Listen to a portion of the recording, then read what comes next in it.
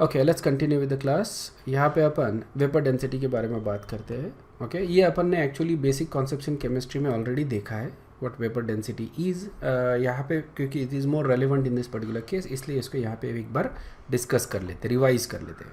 So vapour density is defined as the ratio of, ratio है, काय का ratio है देख लो, डेंसिटी ऑफ एनी गैस, ठीक है ना, density of any gas to the density of hydrogen gas, ठीक है ना, at constant temperature and pressure. Density ले रहे हैं अपन दो गैसेस की, उसका रेशियो ले रहे हैं बेसिकली, ठीक है।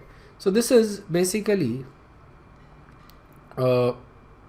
डेंसिटी है ना, ये है पीवी है ना, अपन यूज़ कर रहे हैं इक्वेशन प्रेशर वाला।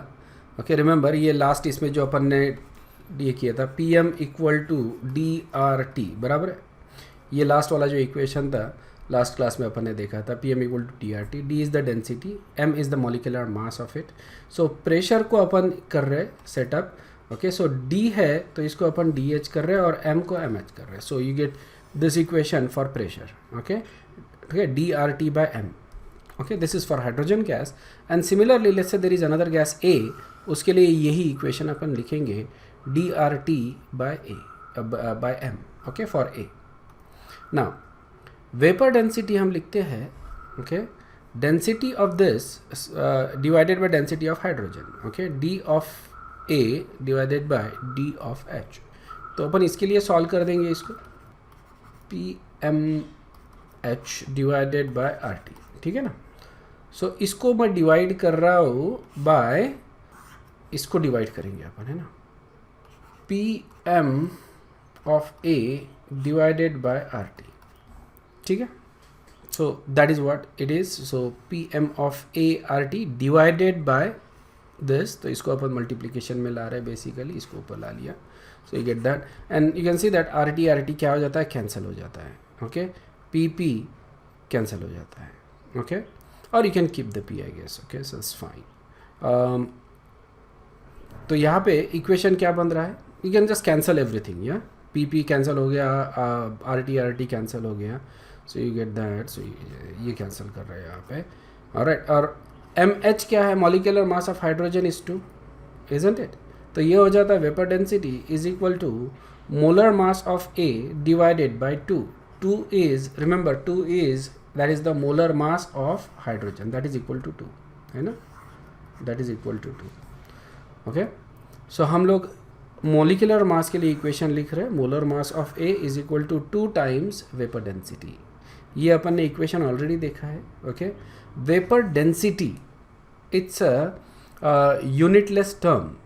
ओके, क्योंकि वेपर डेंसिटी क्या है, this is the equation for vapour density, density of any gas divided by density of hydrogen. Okay, so इस तरह से अपन इसको डिफाइन कर सकते हैं, या so it is a ratio basically. तो रेशो का यूनिट नहीं होता है। So vapour density is a relative density of it. सबसे कम डेंसिटी कौन से गैस की होती है, hydrogen has the lowest mass and therefore lowest density. Okay, lowest density hydrogen की है। So what we are basically doing, okay, density का, वेपर डेंसिटी का रेशो देखो क्या है, vapour density is equal to density of A divided by density of hydrogen. तो यहाँ पे what we are actually doing is comparing the density of any gas with the density of hydrogen. Okay, और helium का density रहेगा इससे double, बराबर है, helium का डेंसिटी इससे डबल रहेगा। ओके, हीलियम का डेंसिटी कितना आएगा, क्योंकि मास ये है ना, इजंट इट। सो जो भी इसका डेंसिटी है उसका डबल डेंसिटी इसका रहेगा। तो ये हीलियम का और इसका रेशियो 2/1 रहेगा, isn't it. Okay, vapour density. उसी तरह से ऑक्सीजन अगर लेते हैं अपन, तो ऑक्सीजन का डेंसिटी क्या रहेगा, 16/1 इस तरह से, क्योंकि ऑक्सीजन का मोलर मास 32 आता है। ओके, और इसका 2 है। तो it's a ratio basically between the densities. Okay, and from this itself you can see that कि we get this formula. Vapour density अगर लेता हूँ मैं, ओके, जैसे डेंसिटी आ गई, वेपर डेंसिटी अपन हाइड्रोजन का कितना है, 2, sorry, vapour density of helium, okay, of helium कितना आ रहा है, 2। अभी लिया ना अपन ने करेक्ट है, कैलकुलेट किया वेपर डेंसिटी ऑफ दिस इससे। सो ये 2:1 का रेशो है, तो वेपर डेंसिटी कितना हो गया 2 हीलियम का। देयरफॉर मॉलिक्यूलर मास कितना हो जाता है हीलियम का 2 times vapour density is equal to 4, बराबर है कि नहीं। सिंपल सा इक्वेशन है। वेपर डेंसिटी ऑफ ऑक्सीजन कितना है 16, isn't it. Therefore molecular weight कितना है 16 टाइम्स 2 32। क्लियर है, ठीक है। नेक्स्ट चीज़ जो अपन देख रहे हैं that is grams law of diffusion, ठीक है ना। दो टर्म अपन यहाँ पे देखते हैं। Graham's law is applicable to both actually. तो एक है डिफ्यूजन और दूसरा है effusion. Okay, now diffusion you know, क्योंकि तुमने 9th-10th में ये टर्म सुना है। It is basically ability of gas to mix spontaneously, इसको अपन बोलते हैं diffusion. And it is when the gases diffuse they form homogeneous mixture, बराबर है ना, होमोजीनियस मिक्सचर बनाते हैं, तो इसको अपन बोलते हैं डिफ्यूजन। तो जैसे यहाँ पे ये ना दो चेम्बर है बेसिकली, या एक चेम्बर है, उसको पार्टीशन दे दिया मैंने, गैस सिर्फ एक साइड में है। जब मैं पार्टीशन हटाता हूँ ओके, तो गैसेस जो है वो डिफ्यूज़ हो जाएंगे। Okay, there you can also have 2 gases in 2 different partition, अलग अलग है। और जब तुम ये हटाओगे तो ये गैसेस जो है, दोनों गैसेस पूरी तरह से मिक्स हो जाने, होमोजीनियस सोल्यूशन बनाएंगे बेसिकली, ठीक है। इसको अपन बोलते हैं diffusion. It's is a spontaneous process, इसके लिए कोई एनर्जी लगती नहीं है, ठीक है ना। अब ये अपन आगे देखेंगे कि ये कैसे होता है, मतलब why, what is the principle behind the spontaneity of this process. ये क्यों स्पॉन्टेनियस है, अपने को ये मालूम है कि गैसेस डिफ्यूज होते हैं, बट व्हाई। ओके, ये अपन आगे देखेंगे। ओके, नेक्स्ट चैप्टर में actually, not in this chapter, ठीक है। तो ये डिफ्यूजन ओके इस तरह से हो रहा है। एंड देन इफ्यूजन, ये डिफ्यूजन के जैसा ही है। द ओनली डिफरेंस इज यहाँ पे अपन पार्टीशन नहीं निकालते, लेकिन there is a small hole in the partition. तो गैसेस इस छोटे होल में से, देखो यहाँ से डिफ्यूज़ हो रहे, ठीक है ना। जब गैसेस छोटे होल में से डिफ्यूज़ होते हैं तो उस प्रोसेस को अपन बोलते हैं इफ्यूजन, ठीक है। So process in which gas is allowed to escape under pressure through a fine orifice, छोटे से होल में से अगर ओके या स्मॉल अपर्चर, उसमें से अगर डिफ्यूज़ हो रहे गैसेस ओके या एस्केप हो रहे हैं उसमें से, तो इस प्रोसेस को अपन क्या बोलते हैं इफ्यूजन। जैसे फॉर एग्जांपल टायर में लीक है, ठीक है ना। जब टायर में लीक होता है तो जब हवा जब बाहर आती है टायर में से, तो इसको अपन क्या बोलेंगे, इस प्रोसेस को क्या बोलेंगे इफ्यूजन। अंडरस्टूड है क्या। सो मेक श्योर कि तुम लोग का माइक ऑन नहीं है। Okay, just pay attention to what happens to your mic, causes a huge distraction otherwise. So this is a diffusion and effusion. Now whatever the principle that we apply for diffusion are also applicable for effusion. इनको अपन अलग अलग study नहीं करने वाले, these are basically the same thing. इनको अपन equal treat करने वाले हैं डिफ्यूजन एंड इफ्यूजन को। समझ में आया क्या। So don't worry about it, सिर्फ डेफिनेशन ध्यान में रखो, what is diffusion and what is effusion, ठीक है। They work in the same manner basically, but it is easier to do calculations with effusion, बराबर है ना। इफ्यूजन में क्या कर रहे हैं अपन, स्मॉल और we are doing it in a controlled manner, isn't it? So we can control at the rate at which the gas actually comes out or whatever, right? Diffusion में अपन वो control नहीं है अपने पास, so that's why we don't actually study. When you study, we study effusion, but the same formulas and everything is applicable to diffusion.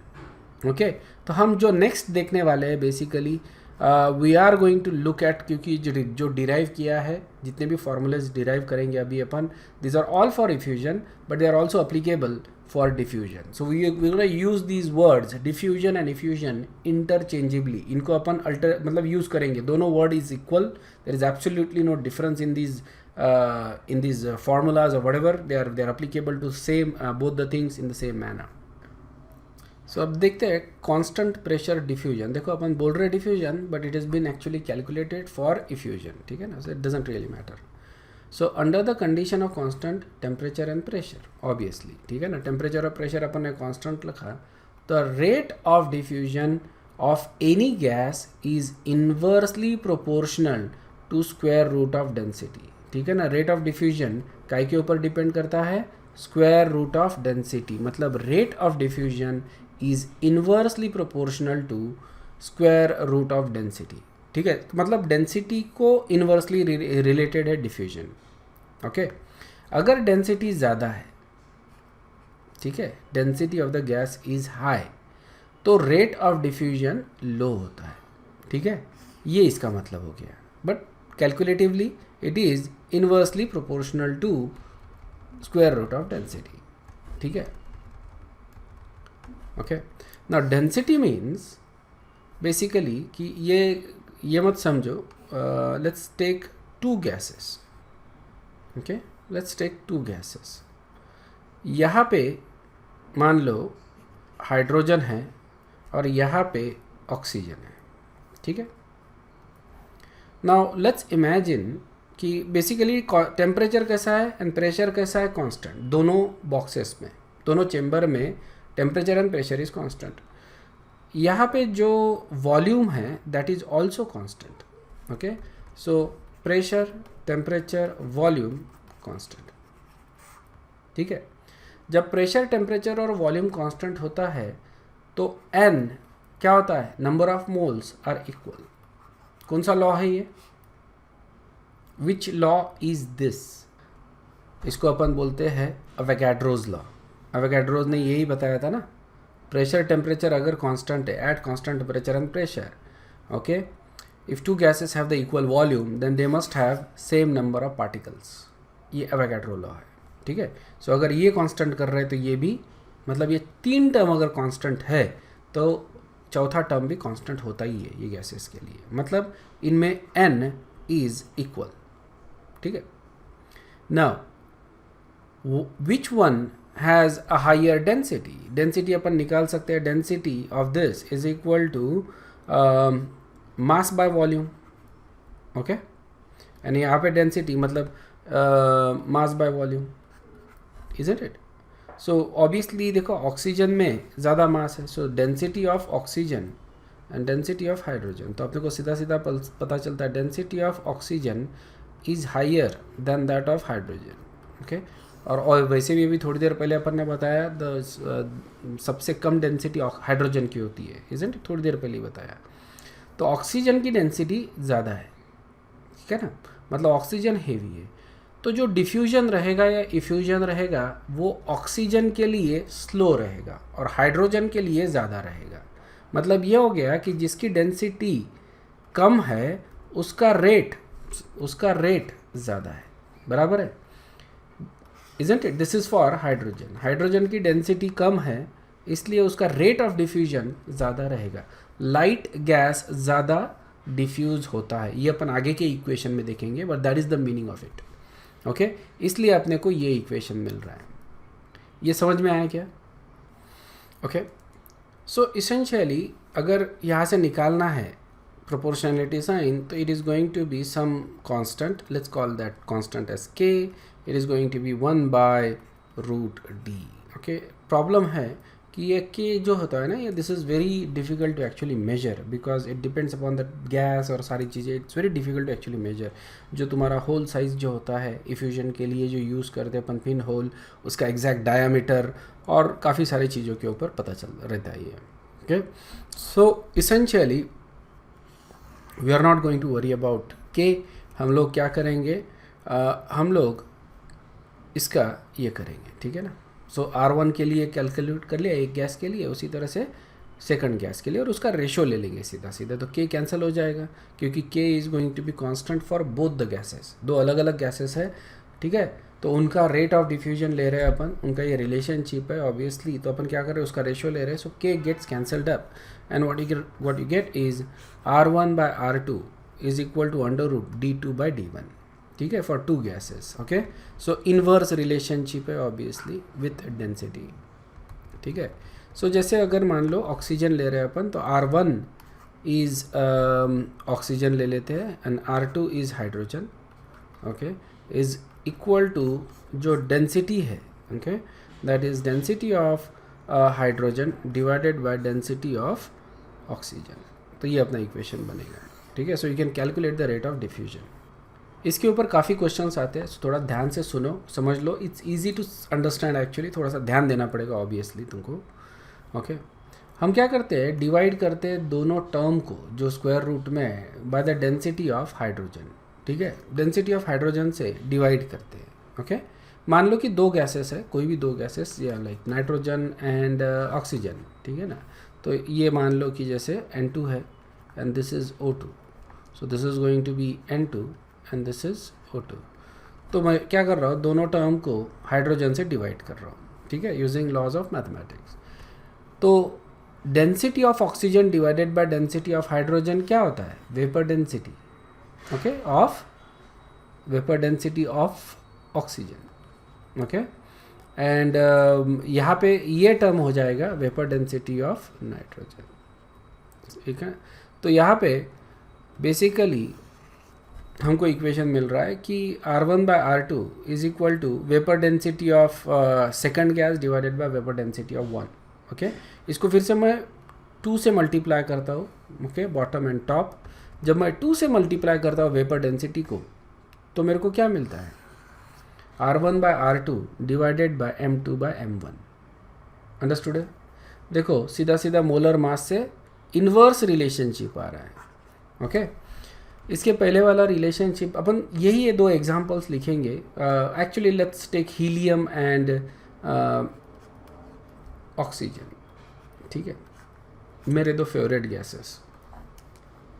So helium का rate of helium लेते हैं and rate of, doesn't matter which one, ऊपर कौन सा ले रहे हो नीचे कौन सा ले रहे हो, लेकिन इन्वर्स रिलेशनशिप तुमको लेना है। ठीक है, तो उसके लिए ये रिलेशनशिप आ रहा है तुम्हारा, density of oxygen divided by density of helium. Clear है ना, इन्वर्स रिलेशनशिप। ओके, अब यहाँ पे अपन क्या कर रहे हैं, रीऑर्गेनाइज कर रहे हैं इक्वेशन को। पहले DH से मल्टीप्लाई किया, डेंसिटी ऑफ हाइड्रोजन से दोनों को मल्टीप्लाई किया, तो मेरे को वेपर डेंसिटी मिलता है। वेपर डेंसिटी को मैंने 2 से मल्टीप्लाई किया ना, न्यूमरेटर एंड डिनोमिनेटर, तो that is basically molar mass. So इसका मतलब क्या हो गया, ओके, कि rate of helium divided by rate of oxygen is equal to under root of molar mass of oxygen divided by molar mass of helium. समझ में आया क्या? इन्वर्स रिलेशनशिप मतलब जो बड़ा है वो स्लो मूव करेगा, जो पतला है वो फास्ट मूव करेगा। ठीक है ना, यही होगा ना यहाँ पे। ऑक्सीजन देखो, ऑक्सीजन का रेट ऑफ डिफ्यूजन कम रहेगा और हीलियम का रेट ऑफ डिफ्यूजन ज़्यादा रहेगा। Isn't it? क्योंकि इन्वर्स रिलेशनशिप है इसलिए। Isn't it? सो जो तुमको रिलेशनशिप मिल रहा है वो तुम ध्यान में रख सकते हो basically. So rate is inversely proportional to density, इसके पहले देखा।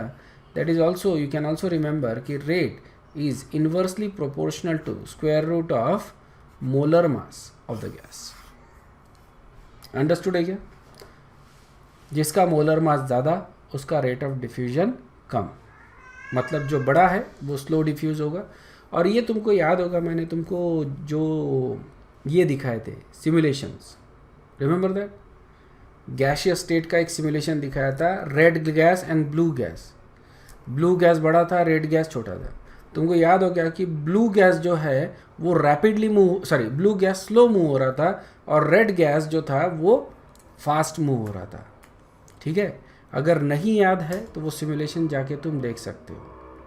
सो जो रेट है that is inversely proportional to molar mass. जिसका मोलर मास ज़्यादा उसका रेट ऑफ डिफ्यूजन कम, जिसका मोलर मास कम उसका रेट ऑफ डिफ्यूजन ज़्यादा। ठीक है ना, ये अपना जो रेड और ब्लू वाला जो था अपना सिमुलेशन, उसमें मैंने तुमको दिखाया था। रेड गैस जो था वो फास्ट मूव हो रहा था और ब्लू गैस जो था वो स्लो मूव हो रहा था। क्लियर है? ठीक है, moving on. Now the rate of diffusion, okay, इसको अपन कैलकुलेट इस तरह से करते हैं, volume of gas diffuse divided by time taken. ठीक है ना, that's simple, volume by time, कितना गैस डिफ्यूज हुआ over a period of time. So essentially rate of diffusion is the amount of gas diffused per unit time, that is called as rate of diffusion. Okay, and this is direct consequence of kinetic theory of gases, जो अपन आगे देखने वाले हैं। ठीक है ना, ध्यान में रखना, अभी तक नहीं स्टार्ट किया अपन ने, काइनेटिक थियरी ऑफ गैसेस। ये तुमको फिजिक्स में भी आता है, ओके।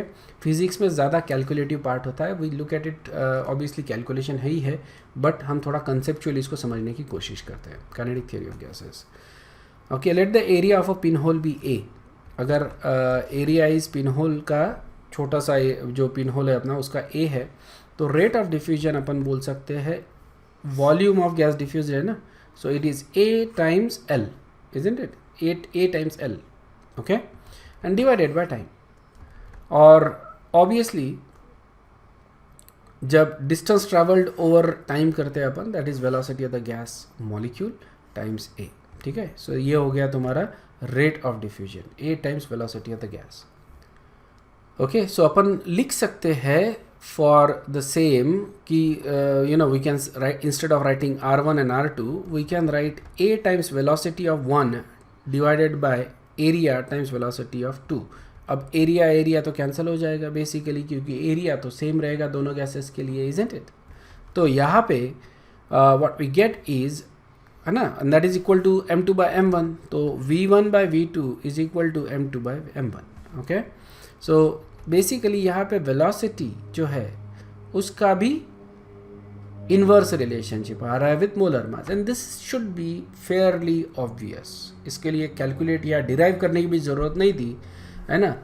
रेट का अपना इक्वेशन अपने को मालूम है, रेट का इन्वर्स रिलेशनशिप है मोलर मास के साथ, इजंट इट। तो इसका मतलब रेट का अगर इन्वर्स रिलेशनशिप है तो वेलोसिटी का भी इन्वर्स रिलेशनशिप रहेगा ही रहेगा, इजंट इट, है ना।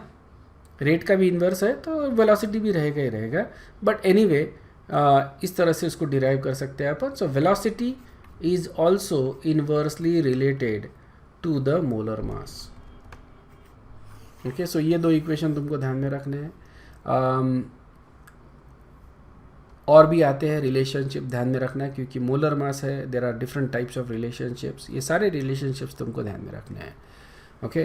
तो volume of effused gas of two different gases are same. अगर वॉल्यूम जो है वो सेम रखते हैं अपन, ओके, तो देखो वेलोसिटी अपन ने निकाला था volume divided by time, isn't it, is equal to velocity, okay.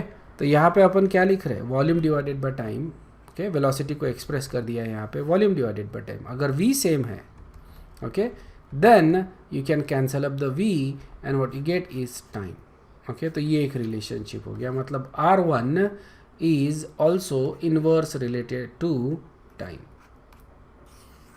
Time के साथ इनवर्स रिलेशनशिप है, ठीक है ना, शुड बी लॉजिकल। अगर कोई गैस का रेट ऑफ डिफ्यूजन ज़्यादा है तो उसको डिफ्यूज़ होने में टाइम कम लगेगा, करेक्ट है कि नहीं है। अगर किसी गैस का रेट ऑफ डिफ्यूजन ज़्यादा है तो उसको डिफ्यूज़ होने में ज़्यादा टाइम लगेगा, ओके। सो इन्वर्स रिलेशनशिप आता ही है टाइम के साथ, okay.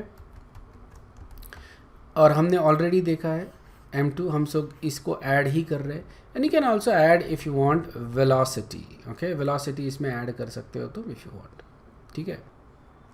When the volume of two different gases are V1 and V2 which diffuse in the same time t, ठीक है ना, मतलब वॉल्यूम जो है वो अलग अलग है लेकिन time of diffusion is same, okay. So we stop the gases to be diffusing at the same time, okay. वो जिससे कि 5 मिनट में कितना गैस डिफ्यूज हो रहा है वो देख रहे हैं, तो है ना। ऑब्वियसली सीधी सीधी बात है, जस्ट सोचो कि वॉल्यूम का और रेट का कैसा रिलेशनशिप रहेगा। जिसका रेट ज़्यादा है उसका वॉल्यूम भी ज़्यादा रहेगा, डायरेक्ट रिलेशनशिप आएगा, इजंट इट। वो ज़्यादा वॉल्यूम का गैस डिफ्यूज़ होगा ना जिसका रेट ज़्यादा है, तो इजंट इट, सेम टाइम में। So that's the relationship basically, r1 by r2 is equal to v1 by v2 is equal to √m2 by f1 d2 मतलब वॉल्यूम के साथ डायरेक्ट रिलेशनशिप है, मॉलिक्यूलर मास और density के साथ inverse relationship है। तुमको यही ध्यान में रखना है कि डायरेक्ट रिलेशनशिप कहाँ आता है, इन्वर्स रिलेशनशिप कहाँ आता है, ठीक है ना। रेट का डायरेक्ट रिलेशनशिप किसके किसके साथ आ रहा है, विथ वॉल्यूम, ओके। ध्यान में रखना, वॉल्यूम को अच्छे से लिखो, डायरेक्ट रिलेशनशिप है वॉल्यूम के साथ, ठीक है। There is also a direct relationship with velocity, ठीक है ना.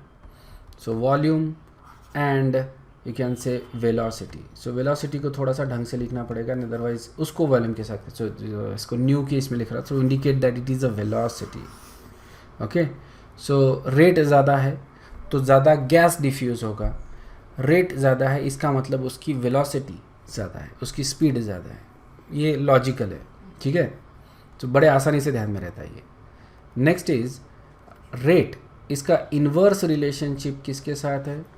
मॉलिक्यूलर मास के साथ, डेंसिटी के साथ. Okay, and root of density. Okay, and then time के साथ, या एंड 1/टाइम. ठीक है, ये हो गए इन, मतलब मॉलिक्यूलर मास और डेंसिटी एंड टाइम, इनके साथ इन्वर्स रिलेशनशिप है, और वॉल्यूम और वेलोसिटी के साथ डायरेक्ट रिलेशनशिप है. समझ में आया क्या? इस तरह से तुम याद रख सकते हो इसको बड़े आसानी से, और याद रखना ही है, इसके ऊपर काफ़ी क्वेश्चंस पूछते हैं, और ये तुमको फिजिक्स में भी आता है, ध्यान रखना. Okay, so there is a review question. According to Graham's law, if oxygen and hydrogen effuse out of a balloon of fixed dimension, their velocities will be in the ratio. बता, velocities का ratio क्या रहेगा? ठीक है. So this is the solution. मैं तुमको solution ही दिखा देता हूँ. So that's the solution. The correct answer is A.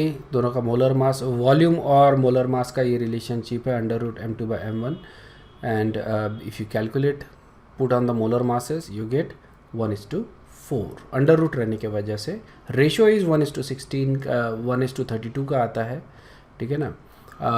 And basically if you calculate it becomes 1:4. Okay, sorry 1:16 आता है रेशियो, बराबर है ना. 1:16 आएगा. 2:32, 1:16, और if you calculate that we get 1:4. Okay, next concept अपन देखते हैं.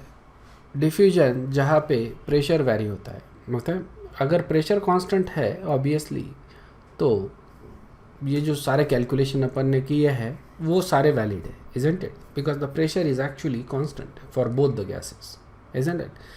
बट यहाँ पे अपन एक सिंगल गैस लेंगे, and then you see, just imagine कि क्या होता है if the pressure is changing, and it should be a direct relationship, basically straightforward है, देयर इज नो एम्बिग्यूटी यहाँ पे. ओके, सो अगर प्रेशर कांस्टेंट नहीं है, so we cannot speak of constant rate of diffusion, isn't it? हम तो या तो इनिशियल रेट ऑफ डिफ्यूजन बता सकते हैं या फिर इंस्टेंटेनियस रेट ऑफ डिफ्यूजन. मतलब इनिशियल बोले तो स्टार्टिंग में क्या हो रहा है, okay, when the pressure is high, ठीक है, वो एक बोल सकते हैं. या फिर इंस्टेंटेनियस, एक किसी स्पेसिफिक इंस्टेंट पे उसका रेट क्या रहेगा, ठीक है. सो ऑब्वियसली प्रेशर चेंज हो रहा है तो डिफ्यूजन भी चेंज होगा. ओके, प्रेशर का और डिफ्यूजन का there is a relationship, isn't it? Now just consider a balloon जिसमें अपन ने हवा भरी और इसको टाइप कर दिया है. ओके, जब अपन अनटाई करते हैं इसको, जैसे अपन ने बलून को अनटाई कर दिया, ठीक है, तो क्या होता है तुमको ये दिखेगा स्टार्टिंग में जब प्रेशर ज़्यादा है तो बलून ज़्यादा रैपिडली डिफ्यूज़ कर रहा है गैस, ये ज़्यादा रैपिडली इधर उधर भागता है. ओके, लेकिन टुवर्ड्स द एंड जैसे बलून सिकुड़ जाता है, अब प्रेशर कम हो गया तो रेट ऑफ डिफ्यूजन क्या हो जाता है? डिक्रीज हो जाता है, इजंट इट? मतलब क्या हमको दिख रहा है डायरेक्ट रिलेशनशिप यहाँ पे, कि प्रेशर ज़्यादा तो रेट ऑफ डिफ्यूजन ज़्यादा, प्रेशर कम तो रेट ऑफ डिफ्यूजन कम, इजंट इट? सो प्रेशर का और रेट का there is a direct relationship, और हमको ऑलरेडी मालूम है रेट का और मॉलिक्यूलर मास का इन्वर्स रिलेशनशिप है. तो ये दो इक्वेशन अपन कंबाइन कर लेंगे, and what we get is rate is directly proportional to pressure and inversely proportional to root of molecular mass. ठीक है, कंबाइन कर लिए. So we get this equation, rate is R1/R2 is equal to P1/P2 under root M2/M1. Okay, this is for mixture of two non reacting gases. समझ में आया? जहाँ पे P1 and P2 are in pressures. तो यहाँ पे देखो variable pressures अपन include कर रहे हैं. ओके, बेसिकली जिसका प्रेशर ज़्यादा वो ज़्यादा रैपिडली डिफ्यूज़ होगा. ओके, और जिसका मॉलिक्यूलर मास ज़्यादा वो स्लो डिफ्यूज़ होगा, and that's why you get this relationship. Clear है? Okay, here is the review question. Okay, correct answer या करेक्ट ऑप्शन पिक करो, बताओ कौन सा करेक्ट ऑप्शन है। सो रेट ऑफ डिफ्यूजन जो है इट इंक्रीजेस विथ इंक्रीजिंग मास, नहीं, रेट ऑफ डिफ्यूजन क्या होता है, डिक्रीज होता है जैसे मोलर मास या मास इंक्रीज होता है, ठीक है ना।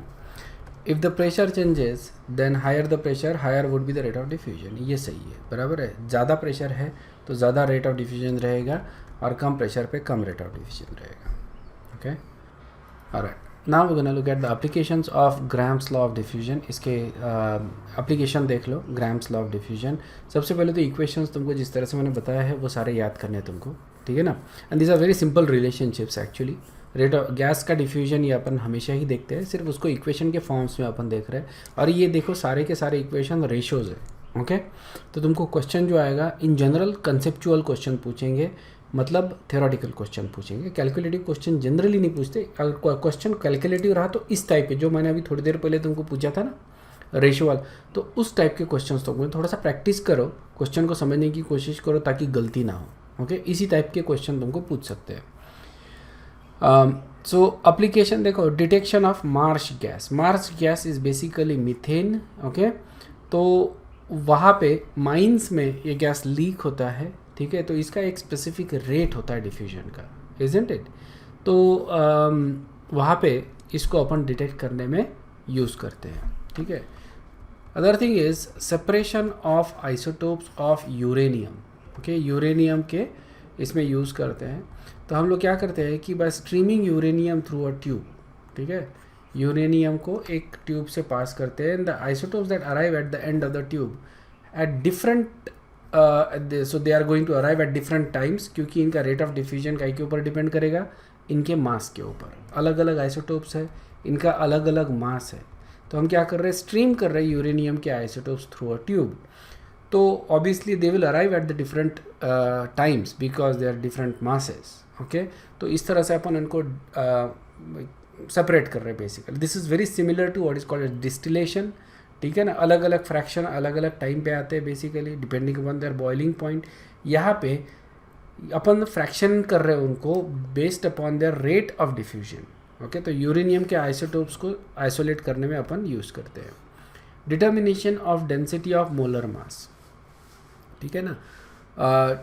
डेंसिटी और molecular mass of the gas ये अपन डिटरमाइन कर सकते हैं bye knowing the molar mass of the gas, experimentally measuring the rate of diffusion we can figure out the molar mass of the second gas, ठीक है ना।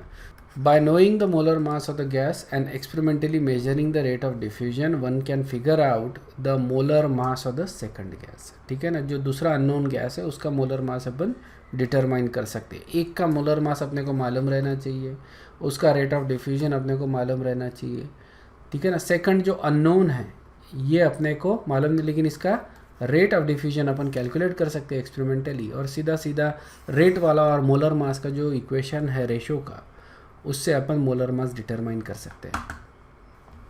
सो अब जो अपन देख रहे हैं basically that is called as kinetic molecular theory of gas, kinetic theory of gas या kinetic molecular theory of gas, okay. Physics में तुम इसको KTG बोलते हो। ये अभी तक तो मेरे ख्याल से हुआ नहीं होगा चैप्टर फिजिक्स में, बराबर है क्या? अभी तक तो हुआ नहीं होगा। जो मैक्रोस्कोपिक प्रॉपर्टीज़ है, मैक्रोस्कोपिक बोले तो प्रॉपर्टीज़ जो मास के ऊपर डिपेंड करती है, ठीक है ना। मैटर का पूरा जो पार्टिकल्स है उनके ऊपर जो डिपेंड करती है उसको बोलते हैं अपन मैक्रोस्कोपिक प्रॉपर्टीज़। जैसे प्रेशर हो गया, डेंसिटी हो गया, टेम्परेचर हो गया, ये मैक्रोस्कोपिक प्रॉपर्टीज़ है। बल्क प्रॉपर्टीज़, ठीक है ना। सो ये काय के ऊपर डिपेंड करती है, बल्क के ऊपर। तो इसीलिए ये इंडिविजुअल मॉलिक्यूल के लिए हम कुछ बता ही नहीं सकते। Pressure, density, temperature, this are irrelevant for individual molecule, right. Bulk में है तो भी ये प्रॉपर्टीज सेंसिबल है, isn't it. So these are macroscopic properties, okay. So ये जो है ये we cannot relate them to individual molecules, just not possible, isn't it, because they are macroscopic properties. To relate these properties to microscopic behavior हम लोग use करते हैं kinetic theory of gases, ठीक है। so kinetic theory of gases एक तरह का medium है जिसमें अपन माइक्रोस्कोपिक लेवल पे क्या हो रहा है ये समझने की कोशिश करते हैं, जिससे अपने को जो प्रेशर, टेम्परेचर, वॉल्यूम, डेंसिटी, ये जो अपन ने अभी गैस लॉज देखे अपन ने, ठीक है ना, जो गैस लॉज जो देखे, सो वो किस तरह से आते हैं उनको समझने, वो बेसिकली अपने को समझ में आता है, ठीक है ना. So this is applicable strictly speaking to ideal gases, ठीक है. मतलब माइक्रोस्कोपिक प्रॉपर्टीज़ अपन स्टडी करते हैं basically, and then we apply that to macroscopic world, ठीक है ना. So only applicable to ideal gases, ठीक है.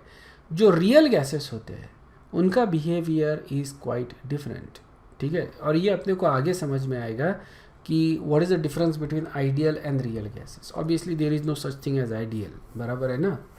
आइडियल तो कुछ होता नहीं है, बट आइडियल बिहेवियर तो हो सकता है, isn't it. Eight certain point तुमको आइडियल बिहेवियर मिल सकता है. तो हम लोग वो आइडियल बिहेवियर की बात कर रहे हैं एट सर्टन कंडीशंस, ठीक है ना. उस कंडीशन पे अपन बात कर रहे हैं कि there is a ideal behaviour. तो आइडियल गैस को ही अप्लीकेबल है ऑब्वियसली, लेकिन रियल गैसेस के लिए अप्लीकेबल करना है तो ये जो अपना जो आइडियल गैस इक्वेशन था उसमें कुछ चेंजेस अपने को करने पड़ेंगे. और जो रियल गैस इक्वेशन होता है वो होता है वैन डर वाल्स इक्वेशन. ये आइडियल गैस को अपन मॉडिफाई करते हैं and what we get is a van der Waals real gas equation. ये अपन आगे देखेंगे. फिलहाल will just focus on kinetic molecular theory.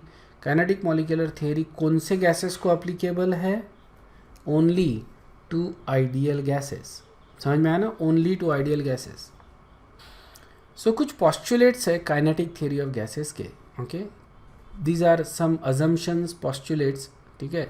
So these are hypothetical gases, remember ideal gases. Okay, these इसको अपन डिफाइन करते हैं ये पॉस्टुलेट्स को. ओके, जो पॉस्टुलेट्स है उनको अपन डिफाइन करते हैं यूजिंग सर्टन अजम्पशंस, ठीक है. ये basically we are using some assumptions in this particular case. तो ये अजम्पशंस अपने को मालूम है. ओके, मैंने जो सिमुलेशन तुमको दिखाया था गैसेस का, just picture that, you should be okay, ठीक है ना.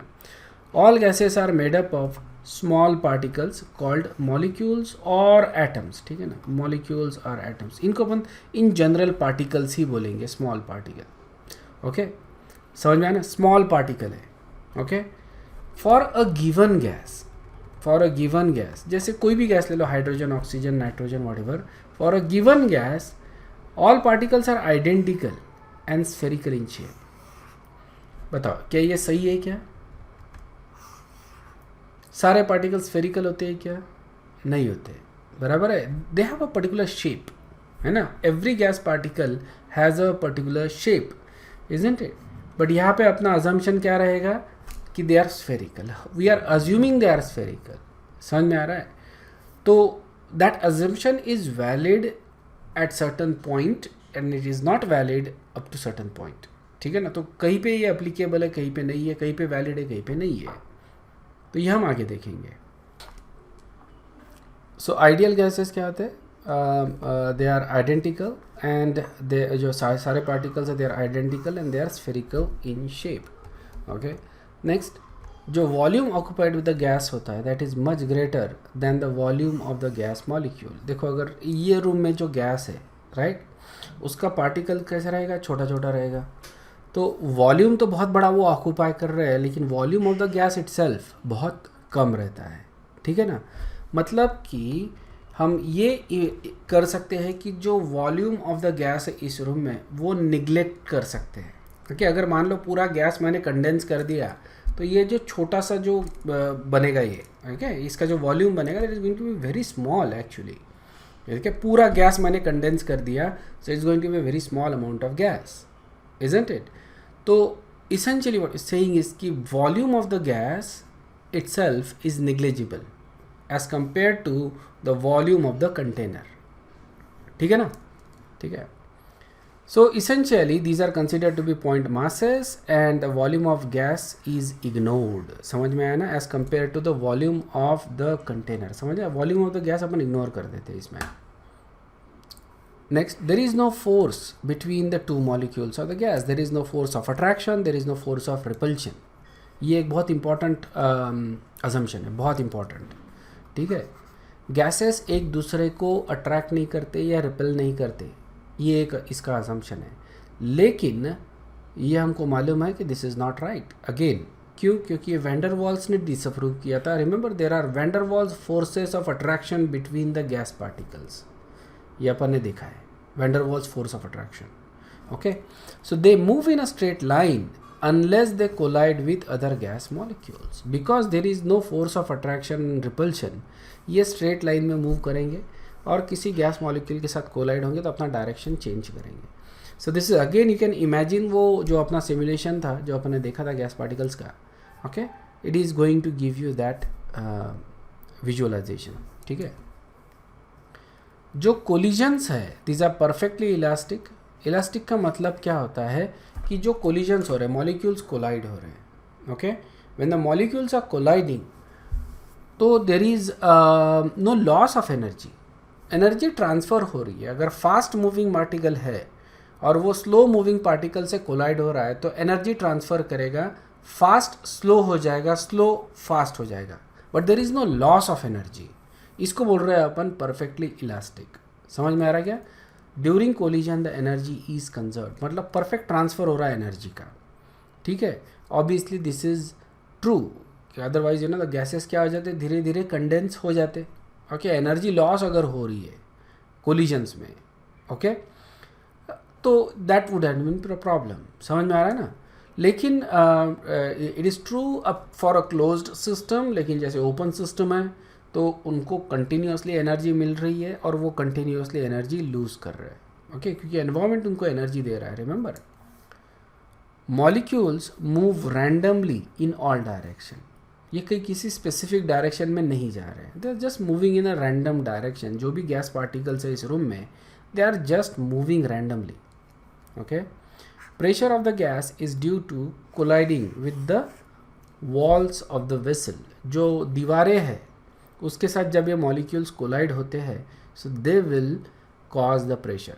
Okay, so collision with the walls of the container will cause the pressure. Average kinetic energy of the molecule is directly proportional to the absolute temperature. This is again very important postulate. Average kinetic energy is directly proportional to absolute temperature. और जब अपन next class में इसका equation derive करेंगे तो उसमें equation में अपने को ये भी दिखेगा कि एवरेज काइनेटिक एनर्जी और टेम्परेचर का डायरेक्ट रिलेशनशिप है। Okay, as can be seen, many of these assumptions are not really representative of the microscopic nature of the real particles, है ना? ये माइक्रोस्कोपिक नेचर को रिप्रेजेंट नहीं कर रही है। Okay, these are basically coming from macroscopic properties, क्योंकि हमको जो चीज़ें दिख रही है उसी से अपन अजम्पशंस कर रहे हैं। ठीक ना? माइक्रोस्कोपिक लेवल पे अपन क्या हो रहा है ये कंसीडर ही नहीं कर रहे। टेम्परेचर चेंज नहीं होता, इसका मतलब काइनेटिक एनर्जी चेंज नहीं हो रही है, इसका मतलब they are not losing the energy और गेनिंग द एनर्जी। जो कोलिजन्स हो रहे they are perfectly elastic, they are moving in a straight line. तो इस तरह के अपन अजम्पशंस कर रहे हैं। This are based upon macroscopic properties. Okay, so let's consider a certain mass of gas enclosed in a cubical vessel. Cubical vessel है और उसमें कोई गैस रखा हुआ है। ठीक है, and there are let's say n number of gas molecules. कितने गैस molecules है इस क्यूब में? जैसे ये रूम है, रूम में कितने गैस molecules assume कर रहे हैं अपन? let's say n. okay, and u be the root mean square velocity of the gases, and m is the mass. ठीक है, root mean it's a square of the mean.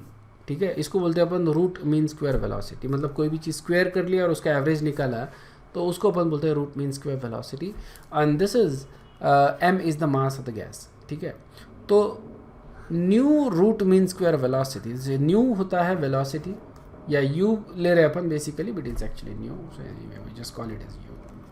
इसको अपन बोल रहे हैं वेलोसिटी। वेलोसिटी के लिए अपन v सिंबल यूज़ नहीं कर रहे हैं, यहाँ पे हम लोग सिंबल यूज़ कर रहे हैं u। ओके, सिंबल ही चेंज हुआ है। ओके, तुम कुछ भी यूज़ कर सकते हो, कुछ बुक में सिग यूज़ करते हैं, कुछ बुक में v यूज़ करते हैं। यहाँ पे अपन u यूज़ कर रहे हैं बिकॉज जो अपन रेफरेंस बुक यूज़ करते हैं उसमें u दिया है इसलिए। ठीक है, और ये होता है वेलोसिटी, और रूट मीन स्क्वायर वेलोसिटी अगर है तो इसको बोलेंगे RMS वेलोसिटी। समझ में आया? RMS root mean square velocity. तो वो इस तरह से निकालते हैं। जितने भी वेलोसिटीज़ है पार्टिकल्स की, ओके, जितने भी पार्टिकल्स है, मान लो 100 पार्टिकल्स है, तो 100 पार्टिकल्स की वेलोसिटी क्या है, उसका स्क्वायर क्या है, उसका एवरेज निकालेंगे और उसका रूट निकालेंगे। इसको अपन बोलते हैं root mean square velocity. Is this clear? At any temperature the energy of different molecule is different, बराबर है, डिफरेंट टेम्परेचर पे, क्योंकि देखो kinetic energy is directly related to temperature, ये अजम्पशन ही है ना, ये पॉस्टुलेट है काइनेटिक थ्योरी ऑफ गैसेस का। तो अगर टेम्परेचर चेंज होता है तो एनर्जी चेंज होती है, isn't it? Number of collisions पर unit time is different for different molecules. Make sense? अपन ने इसमें सिमुलेशन में देखा है कि जो मॉलिक्यूल्स है वो कोलाइड हो रहे हैं, रैंडमली कोलाइड हो रहे हैं, isn't it? तो इसका मतलब क्या आ रहा है कि collisions per unit time is going to be different and each molecule has different velocity। सबकी velocity एक जैसी नहीं होती। जो भी molecules यहाँ पे घूम रहे हैं तो हर molecule की एक different velocity है, ठीक है। और हम जो बात करते हैं यहाँ पे वो बात करेंगे फिर एवरेज वेलोसिटी, इसीलिए अपन बात करते हैं एवरेज काइनेटिक एनर्जी से, है ना, एवरेज काइनेटिक एनर्जी की बात करते हैं, not kinetic energy, just an average kinetic energy, ठीक है, क्योंकि वेलोसिटी क्या है, एवरेज है, इसीलिए काइनेटिक एनर्जी में वेलोसिटी आता है ना, हाफ mv², इजंट इट? तो वेलोसिटी एवरेज है, इसलिए काइनेटिक एनर्जी भी एवरेज रहेगी अपनी। क्लियर है क्या? सो ये अपने अजम्पशंस थे काइनेटिक थ्योरी ऑफ गैसेस के। इसके जो इक्वेशंस है वो अपन नेक्स्ट क्लास में देखेंगे, ठीक है। सो यहाँ पे अभी पे रुकते हैं, इसको कंटिन्यू करेंगे नेक्स्ट क्लास में। अगर कोई डाउट है तो तुम लोग पूछ सकते हो, if not then you guys can leave. Thank you very much, bye bye.